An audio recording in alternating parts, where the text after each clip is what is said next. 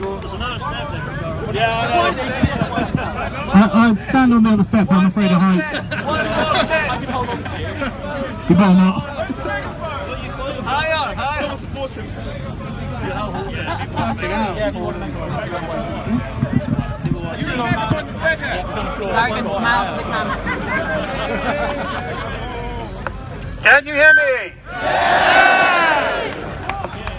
Fucking hell, we've become the kind of assholes who stand out protesting with megaphones. Look at this. What have you done?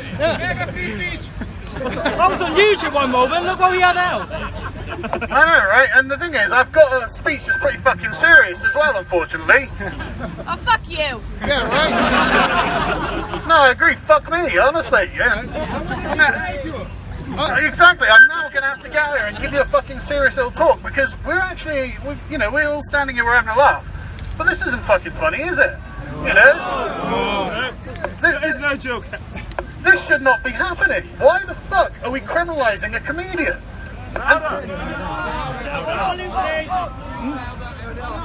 I can't, this is just for the politics. So I say turn on to 11.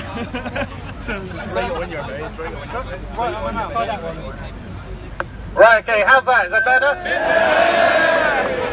Right, okay. Right. Fucking hell. They're coming for you. See, now I'm fucking nervous. I've never given a fucking important speech in front of so many goddamn people who are all staring at me. So, go easy. No pressure. Right. So there's a question on everyone's lips. Oh, God. Ah. This question is so controversial that just asking it is to brand yourself. It's to brand it. It's this fucking megaphone, mate.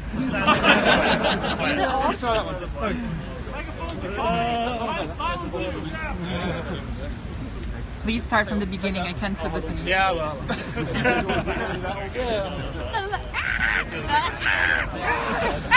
Sargon of Akkad.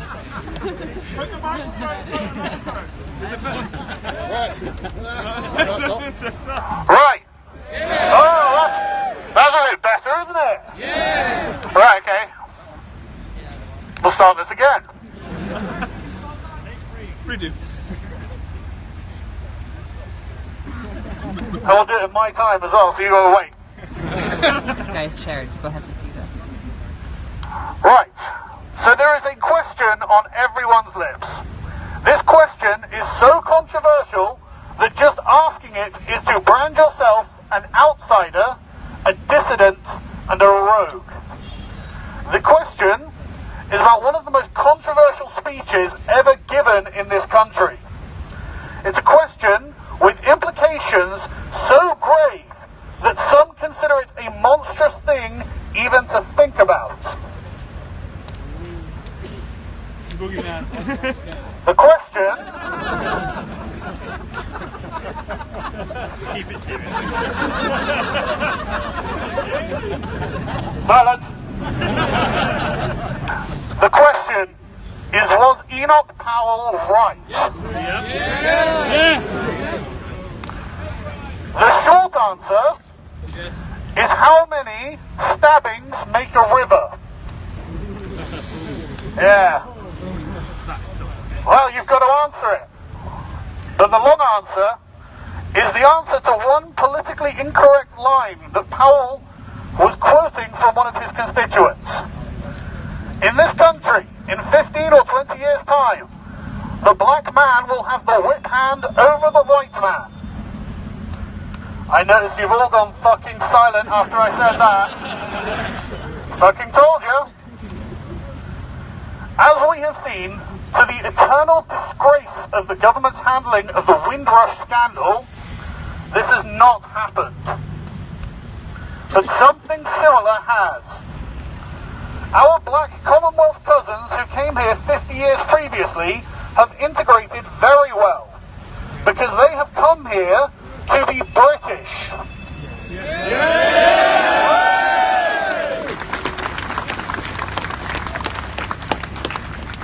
Powell's constituent was right to worry, But as the events have shown in the recent furor of police indifference to a British lady called Janaya English, even being black is no defence.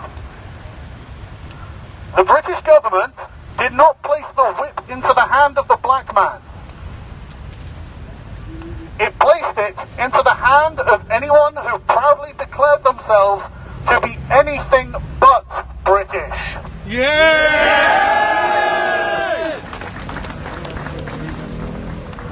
Our institutions are obsequious to any identity that stands apart from our own, so that when Janaya received death threats for criticising Islam, the police told her this could be avoided by keeping her mouth shut.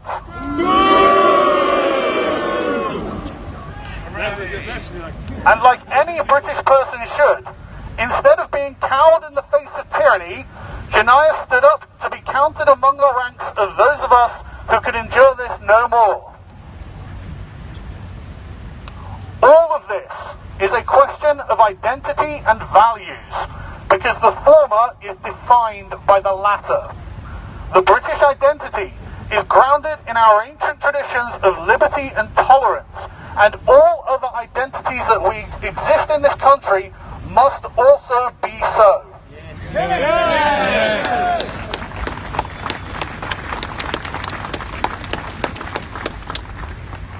We did not need black people or Muslims to have ethnic tensions in this country.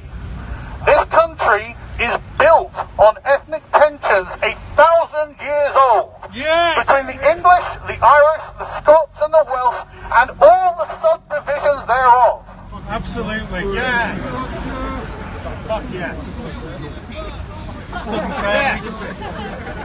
Yeah, you don't bring anything new here when you come over going, oh, well, I have something different. Yeah, we know. These tensions synthesized themselves into a British creed that all identities, all beliefs are permissible, and it is the harm that is punishable, and that harm can only be done by action and not by words. Actions speak louder than words. These identities and values matter. It was the identity of Muslim that allowed the men who formed grooming gangs to enact religiously sanctioned campaign of assaults against children, targeted for their ethnic characteristics. White and Sikh girls were targeted because they fell outside of the Muslim identity and therefore warranted no moral consideration. What the men convicted of these crimes did falls directly in line with our definition of a hate crime, and yet they were not charged as such. Double shame! It is one rule for one and another rule for another. No rules for some. This is not an acceptable state of affairs in a liberal democracy. All citizens should be treated without distinction by the state, in order to fulfill Martin Luther King Jr.'s dream of a world where people are judged by the content of their character.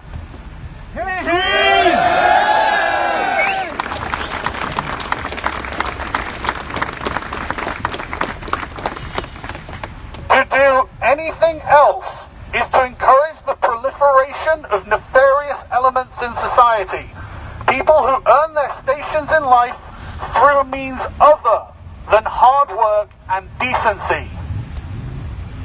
It confers on a certain group a set of privileges not enjoyed by the rest.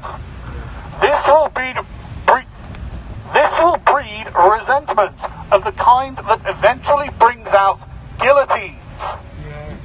Hate speech laws are incubating something very dark and very angry in this country. Tommy Robinson is not a racist, he is a warning. Yes.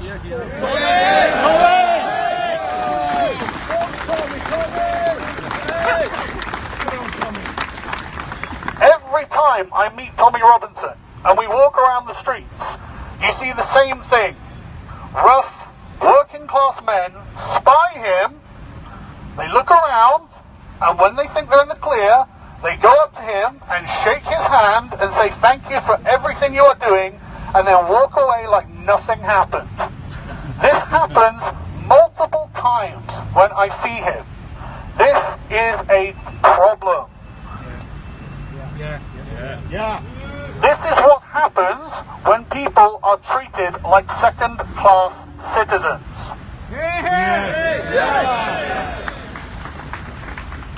These people are not racists, but they are reacting to the perceived source of their oppression. It is not that the government has criminalized racism through the combined zealotry of the political class, but not just that, in fact, that they have they have criminalized legitimate criticism of an ideology that is not liberal, not tolerant, and places itself in direct opposition to the identity of the British.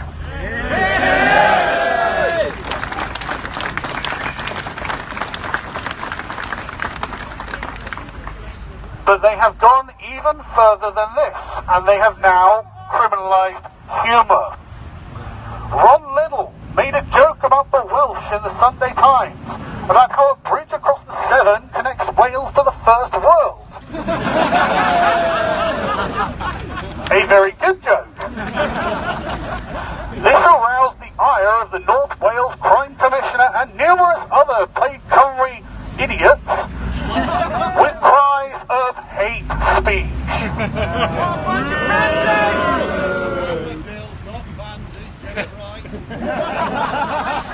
Build the wall instead. The politically correct inquisition against Ron Liddell shows us that we can no longer even have banter between the constituent ethnicities of the British Isles. And if we let this continue, the United Kingdom is lost. Ethnic jokes serve one purpose: to diffuse ethnic tensions by normalizing the differences between ethnicities.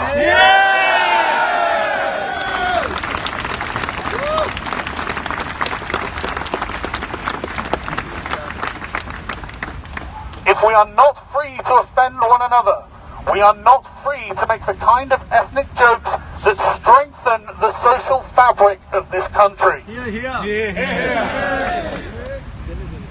Without the freedom to offend, we create a series of armed camps, each watching the others for any signs of transgression, both obsessed with defending the honor of their respective tribe. This can only divide a country by setting us apart from one another and making us strangers to our neighbours.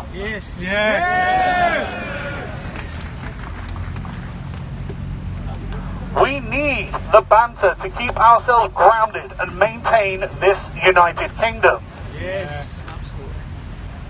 And unless we scrap all laws prohibiting insult and giving of offence, the problems we are facing will only get worse.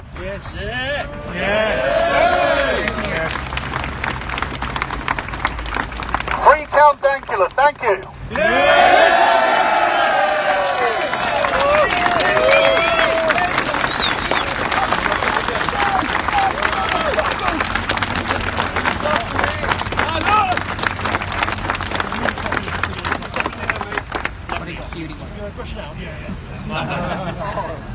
How do I follow that then?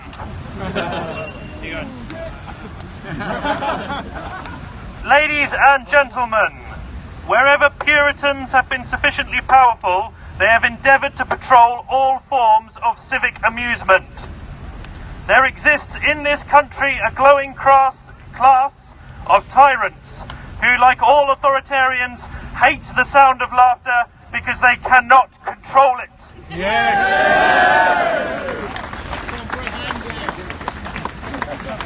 We may well have come from different backgrounds and contrasting belief systems, but our message here today is the same. There endures among us a shared confidence and esteem in free expression as the value essential to a free and flourishing society.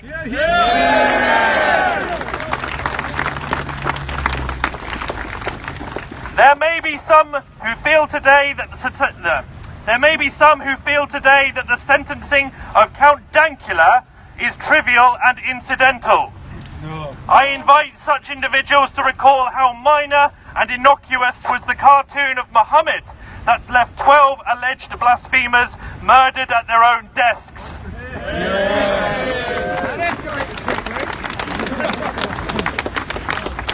Comedy is an artistic medium, and like all artistic expression, it lives on the periphery of the tasteful and the sanitized. It is true that some people speak coarsely, and that is because people who are not sheltered children know that it is not words but evil deeds that harm us.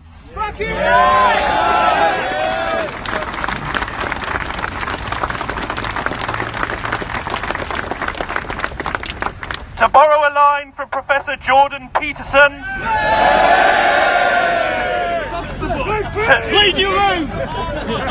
to think is to risk being offensive.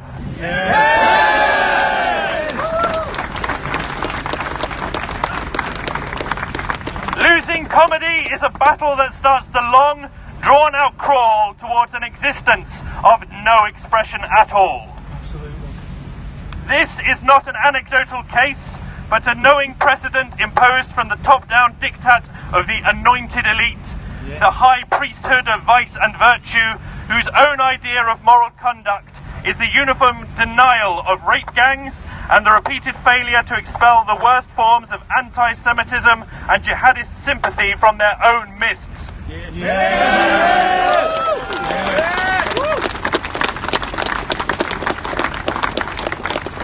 Progressives are beginning to discover that the public is tired of crybabies and self-appointed school madams determined to reframe political satire as hazardous incitement. When lyrics become too racy, books too sexy, words too damaging, you know you are not dealing with good Samaritans, but ill-intentioned propagandists. What starts as the moral police almost always becomes a physical action. Yes.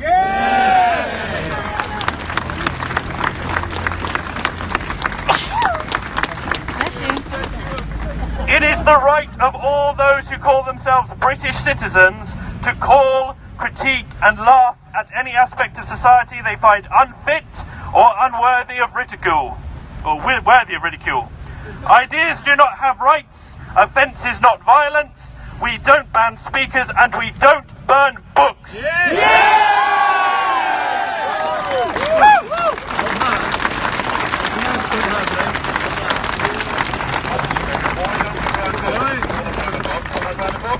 There cannot be a double standard, or despots will flourish and resentment will breed. If to think is to risk being offensive, then I urge you, ladies and gentlemen, speak out!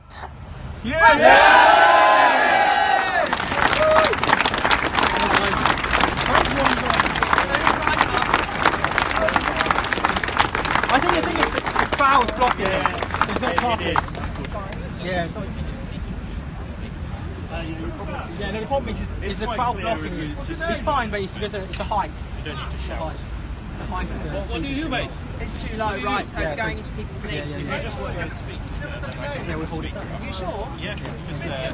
My internet's not They won't know who you are. They won't know who you are. Yeah, no, I will at the end. I'll explain who I am.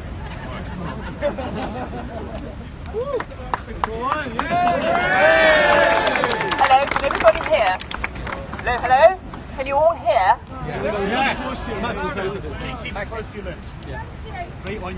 My name is Helen Dale, and I'm a columnist for The Spectator. I suspect a lot of you read my column about the Count Dankula case. And I suspect it's probably the first column from The Spectator that a lot of you have read. Please subscribe, it's a nice magazine. And it pays well. I am aware that it is the house journal of British conservatism. And I am also aware that my party, the Conservative Party, has grossly let down the side of Britain.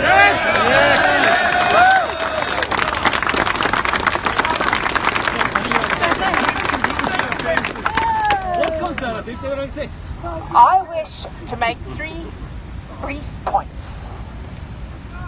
The first will concern guilt by association. The second will concern saving Scottish banter. And the third will concern changing the law, by which I mean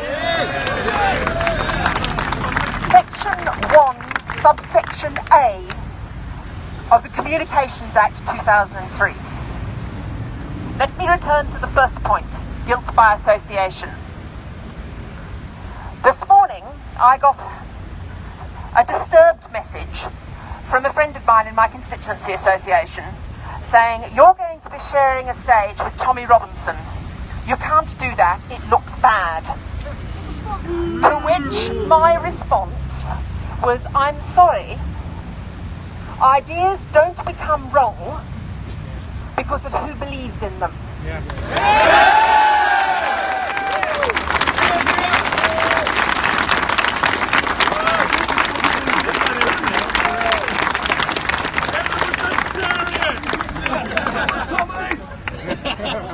Just because some of the people who believe in a thing that you believe in, and also believe in a thing that happens to be true, as Sargon has already pointed out, Sargon, Carl, I'm not sure which he prefers, has already pointed out, it happens to be true. It doesn't become untrue because somebody strange starts to believe in it. Yes. Yeah. That's the first point.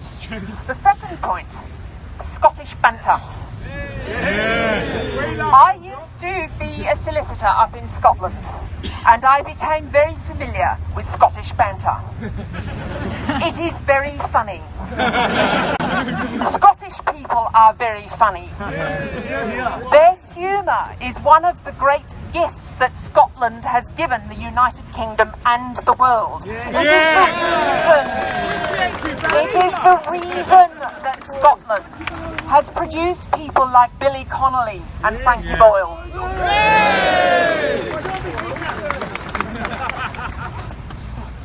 Even in the Scots law of defamation, there is a specific carve-out for the Scottish tendency to take the piss. Laugh at ourselves. Say Scottish banter, it's worth it. It's probably as valuable as the Scottish Enlightenment in the long run. Minor details. Finally, changing the law. Section 127 of the Communications Act 2003 was a reenactment by the Blair government as part of their many laws. More laws were enacted in 13 years of Labour government than had been enacted in these islands from 1066 to 1997. However, when they enacted that law, it was a reenactment of an earlier 1935 law that was meant to criminalise people who made telephone calls in the middle of the night and did heavy breathing down the phone. Hence the public communication device. Telephone call. It was also meant to stop people calling the emergency services, ringing 999 and saying that Granny was having a Watusi on the living room carpet when she wasn't. So you didn't have the NHS sending all the ambulances out for nothing. But it is now the principal means by which the internet is regulated in this country is a much bigger joke than Count Dankula's silly little pug.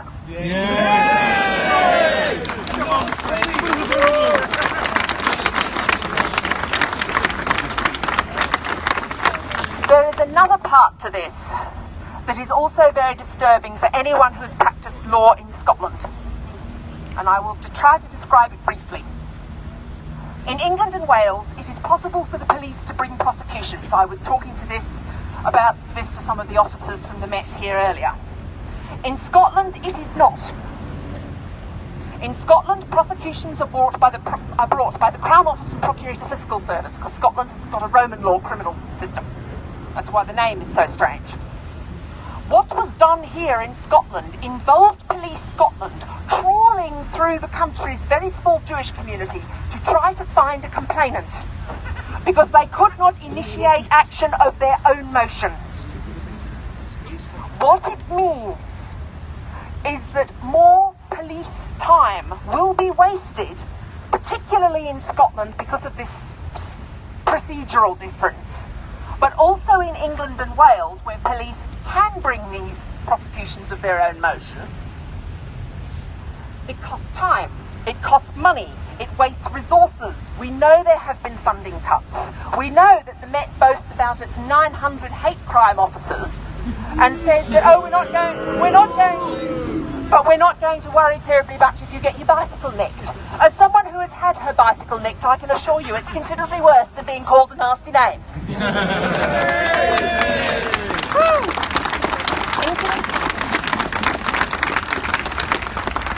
In conclusion, guilt by association needs to get in the bin.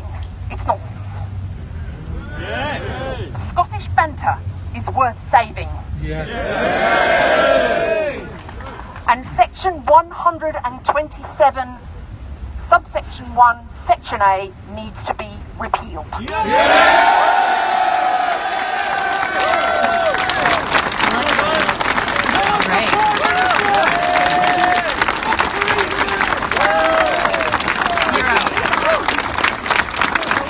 Look, when I'm there in 2020, I'll get all that sorted. That's Scotland. You won't have control over that lane. Ladies and gentlemen, that brings a close to our set speeches. However, we're going to open the floor now to anyone who has something that they would like to bring to move to the front, and we will allow them to speak as well. For those of you who don't know who I am, my name is Mark Houghton. I am the online marketing director for the Liberalists UK and small-time YouTuber. There you go.